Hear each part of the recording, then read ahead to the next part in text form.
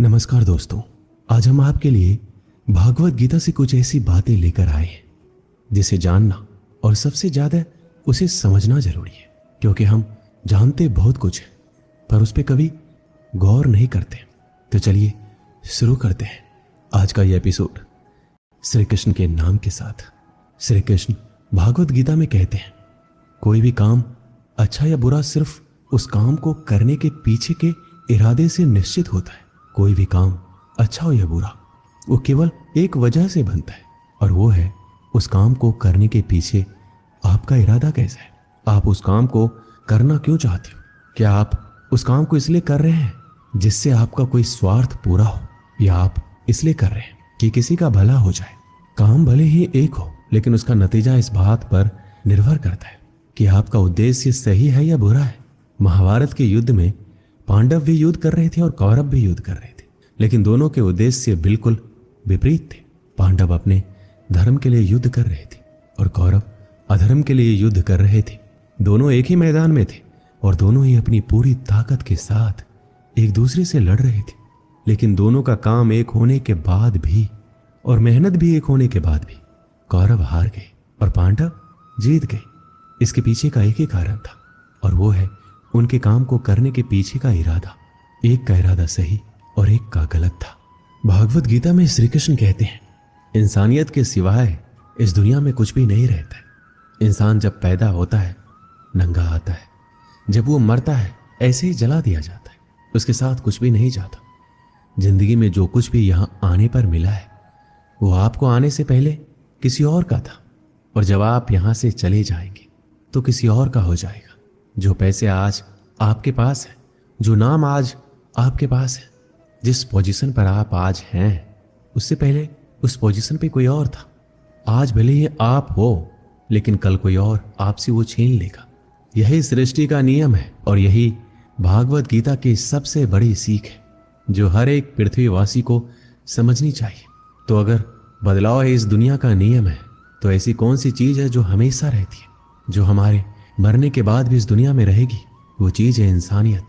सबसे पहले एक अच्छा इंसान बनिए, और हर एक मनुष्य उस परमात्मा का अंश है जो हमारे सीधे तार उस परमात्मा से जुड़े हुए हैं। जो हमारी आत्मा कभी गलत नहीं हो सकती, पर हम शरीर के सुखों के लिए गलत कर्मों को करने में लग जाते हैं और उनका नतीजा भी गलत होता है। आज हमारे पास जो कुछ भी है, चाहे हमारा प्यार हो या रिश्ता हो या पैसा या नाम, एक दिन हमसे छिन जाएगा, दूर चला जाएगा। यही सृष्टि का नियम है, जो कल किसी और का था वो आज आपका है, लेकिन जो आज आपका है वो आने वाले दिनों के बाद किसी और का हो जाएगा। श्रीमद् भागवत गीता में श्री कृष्ण कहते हैं, आप जैसा सोचते हो वैसा बन जाते हो। आज आप अपने जीवन में जो कुछ भी हो, केवल और केवल आपकी सोच की वजह से हो। आज कोई भी इंसान अगर किसी लेवल पे है, चाहे वो लेवल ऊपर हो या नीचे, वो सिर्फ उस इंसान की सोच की वजह से है। अगर एक भिखारी भी अमीर बनना चाहे तो बन सकता है। दुनिया में कोई ऐसी ताकत नहीं है जो उसे अमीर बनने से रोक सके। श्री कृष्ण कहते हैं, सच्चाई और अच्छाई को कभी हराया नहीं जा सकता, ना कभी छुपाया जा सकता है। इसलिए सच कहने और अच्छे कामों को करने से कभी मत डरिए। सच्चाई और सूरज को ज्यादा देर तक छिपाया नहीं जा सकता। एक वक्त आने पर इनको दुनिया के सामने आना ही पड़ता है। आप उनको सामने आने से नहीं रोक सकते। इसलिए अगर आज आप कोई ऐसा काम कर रहे हैं जो गलत है और जिसमें झूठ है, तो आपको उस काम को तत्काल ही छोड़ देना चाहिए, क्योंकि किसी ना किसी दिन आपकी सच्चाई इस दुनिया के सामने जरूर आएगी। हम सब अपने जीवन में बहुत सारे झूठ बोलते हैं, किसी के आरोप से बचने के लिए या फिर अपना फायदा देखने के लिए। भागवत गीता में ये कहा गया है, अगर आप कोई ऐसा सच बोलते हैं जिससे किसी मासूम के साथ अन्याय होता हो, तो वह बोला गया सच अच्छा नहीं होता है। और अगर आप ऐसा असत्य बोलते हो जिससे किसी का भला होता है पर किसी का नुकसान भी नहीं होता है, तो बोला गया असत्य भी बुरा नहीं होता। इसमें महत्वपूर्ण बात यह है कि किसी के साथ अन्याय नहीं होना चाहिए। इस सत्य, असत्य और असत्य सत्य को समझना बहुत ही बारीकी का काम है। इसलिए अपने विवेक से 2 बार सोचने के बाद ही निर्णय लें कि आपको क्या बोलना चाहिए और क्या नहीं। भागवत गीता में श्री कृष्ण कहते हैं, हमें सिर्फ कर्म करने का अधिकार है, फल के बारे में ना सोचें। आपको काम करने की तो छूट है, लेकिन अपने आपके उस काम में होने वाली जीत और हार में खुद को बांध करके नहीं रखना चाहिए। ये एकमात्र ऐसी चीज है जो अगर इंसान समझ ले तो उसका 100% दुख समाप्त हो सकता है और वो बिना किसी परेशानी के मेहनत कर सकता है। ऐसी कोई मंजिल नहीं रह जाएगी इस दुनिया में जिसे वो हासिल ना कर सके। और सबसे शानदार बात तो ये होगी, सब कुछ प्राप्त करने के बाद उसे कभी घमंड नहीं होगा।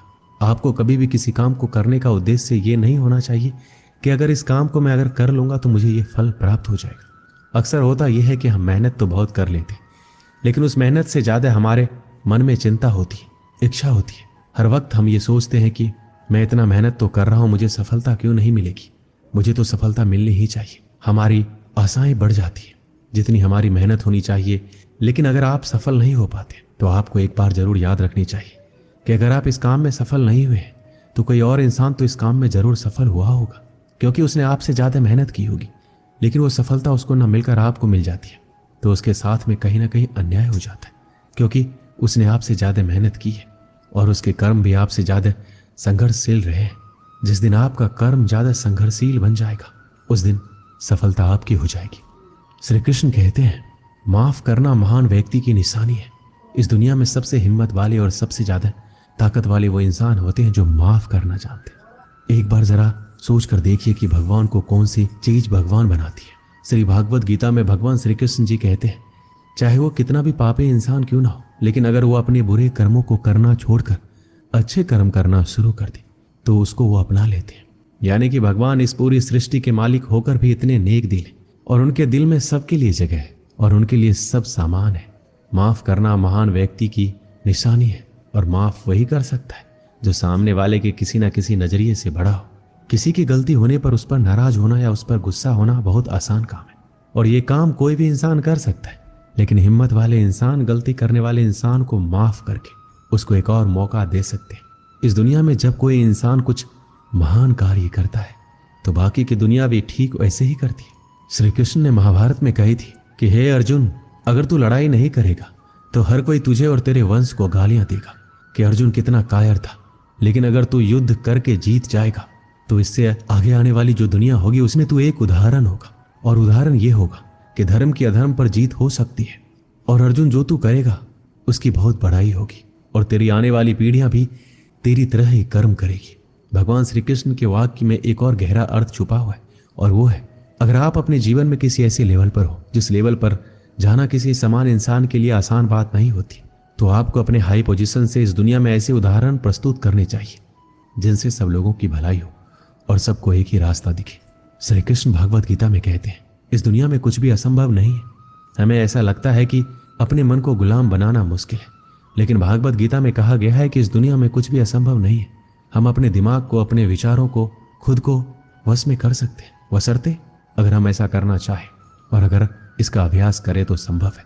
जब श्री कृष्ण अर्जुन से कहते हैं, हे अर्जुन, तुझे अपने मन को काबू में रखकर अभी केवल और केवल अपने युद्ध पर ध्यान देना चाहिए, तो उसके बाद अर्जुन श्री कृष्ण से कहते हैं, हे भगवान, आपने ये कह तो दिया कि ये मन दुख और हर बीमारी की जड़ है, पर ऐसा तो हो ही नहीं सकता कि इंसान अपने मन को पूरी तरह से अपने काबू में कर ले।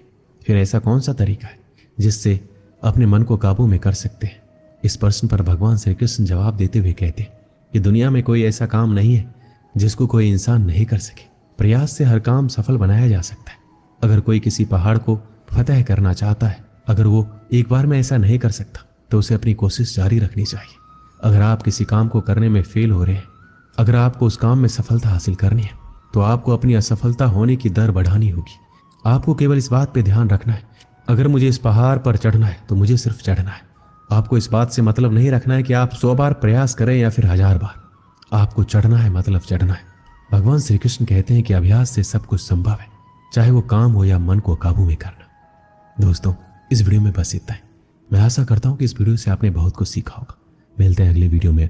अपना ख्याल रखिएगा। जय श्री कृष्ण।